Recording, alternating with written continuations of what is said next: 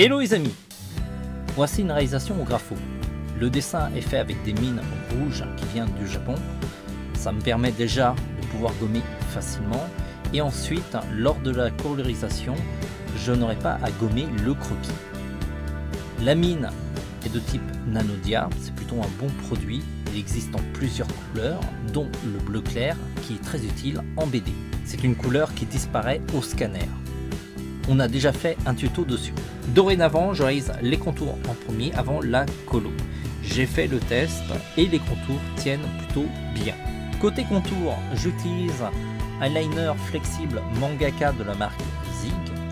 Ça me permet d'avoir plusieurs types de traits avec un seul outil, des traits fins comme des traits épais.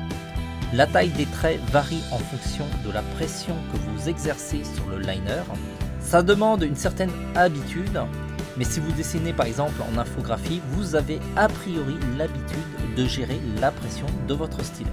Si vous avez des difficultés à gérer déjà les trajectoires des contours, il vaut mieux rester sur des liners calibrés qui sont des outils plus faciles à manier quand on est débutant. Vous avez par exemple les Pitma Micron qui sont très réputés dans le monde entier. De nombreux artistes, comics ou mangas les utilisent. Sinon, il y a le Neopico Line 3 qui est assez connu au Japon. Et le moins cher est le Graphite Liner, une marque française qui est en plus de très bonne qualité. Vous avez donc le choix. Je compte aussi sur vous pour partager le contenu de nos vidéos. Comme vous le savez, sur les réseaux sociaux ou sur YouTube, ils ne nous aident pas vraiment côté lisibilité, à moins d'être un gros youtubeur, et je crois que eux aussi, ils ont des problèmes. Faites-le si vous en avez envie, on ne vous force pas la main, votre aide est importante comme vos achats dans notre boutique, car on est l'une des rares boutiques qui crée régulièrement du contenu sur YouTube. C'est important pour nous de partager, mais aussi de savoir de quoi on parle.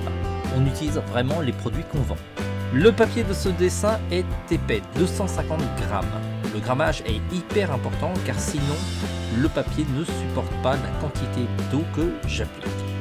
Le papier que j'utilise est un papier multitechnique, même si le papier aquarelle serait encore mieux car c'est un papier qui encaisse beaucoup plus l'eau. A vous de choisir le type de papier que vous aimez, lisse ou à grains. J'ai une préférence pour les grains parce que ça donne un peu plus de matière, mais ça c'est une histoire de goût. Il n'y a pas de bon ou de mauvais choix tant que le grammage est élevé. Le dessin est le perso traceur du jeu vidéo Overwatch. Il faut savoir que je joue pas beaucoup au FPS parce que ça me donne mal à la tête. Je préfère mieux des jeux comme Splatoon. Il n'empêche que le design des persos de ce jeu sont hyper classe. La dernière fois que j'avais un coup de cœur sur un design aussi beau, c'était pour le jeu Soul Calibur, où je trouvais que tous les personnages étaient vraiment top. Aussi bien les méchants que les gentils. Et c'est le cas d'Overwatch. D'ailleurs, je vous recommande les courts-métrages d'Overwatch qui sont super top. C'est vraiment un régal pour les yeux. On a déjà fait sur le site Arachnid au graphite, si ça vous intéresse. Dites-moi quels sont vos personnages préférés de ce jeu vidéo et sur quel support vous jouez, PC ou console. Ça me donnera peut-être aussi des idées pour faire d'autres personnages d'Overwatch. Côté technique grapho, on a fait une page qui recense les techniques de base avec le feutre aquarelle. Je vous invite à aller le voir avant de regarder la réalisation. Le lien est en commentaire. Les commentaires audio seront assez génériques car vous le savez, c'est souvent la même chose. On applique la couleur, puis les contours, parfois l'inverse. En tout cas, si ce commentaire audio ne répond pas à toutes vos questions, lâchez des commentaires, ça sera l'occasion pour moi de créer d'autres vidéos sur des points techniques. Comme vous le savez, je ne suis pas fan des vidéos en temps réel car c'est long et on n'apprend pas forcément plus. Je préfère traiter les points techniques dans une vidéo à part. La technique du grapho repose surtout sur l'étirement et le mélange des couleurs. C'est une technique qui est proche de l'aquarelle avec le côté pratique du feutre. Ça m'a pris un certain temps pour maîtriser la technique du grapho. Vous pouvez le voir dans la vidéo des dessins que j'ai ratés. En tout cas, maintenant je maîtrise beaucoup mieux. J'ai plus de plaisir à l'utiliser, mais je pense qu'il y a encore moyen d'améliorer la technique. En tout cas, je vous ferai partager toutes mes trouvailles en vidéo. Pour étirer la couleur du grapho, j'utilise un pinceau à réserve. Il me semble que les pros en aquarelle préfèrent les pinceaux.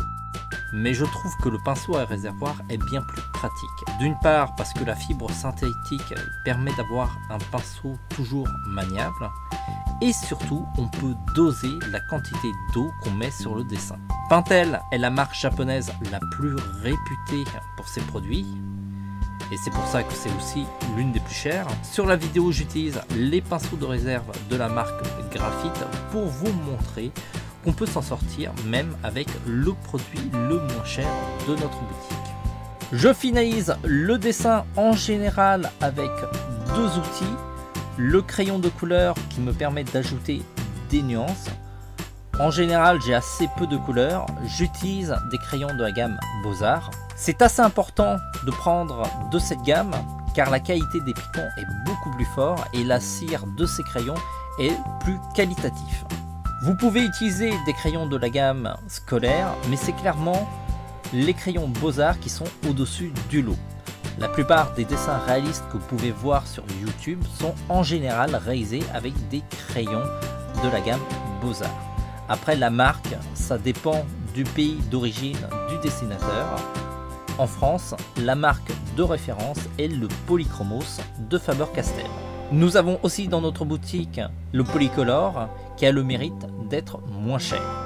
J'utilise aussi un crayon blanc pour éclaircir certaines zones. C'est un indispensable qui peut être utilisé dans de nombreuses techniques comme le feutre à alcool, l'aquarelle ou le craft, et bien d'autres encore. Enfin, j'ajoute des petites touches de blanc à l'aide d'un roller gel.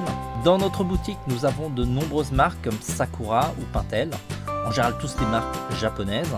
Les roller gel, c'est vraiment un outil indispensable, tout comme le crayon blanc. Il y a aussi d'autres couleurs de roller gel qui sont utiles pour accentuer certains autres effets de lumière. N'oubliez pas aussi de faire un tour dans notre boutique en ligne, car c'est grâce à vos achats que notre site continue à vivre et à créer toujours plus de contenu. On se dit à très vite. En attendant, dessinez bien.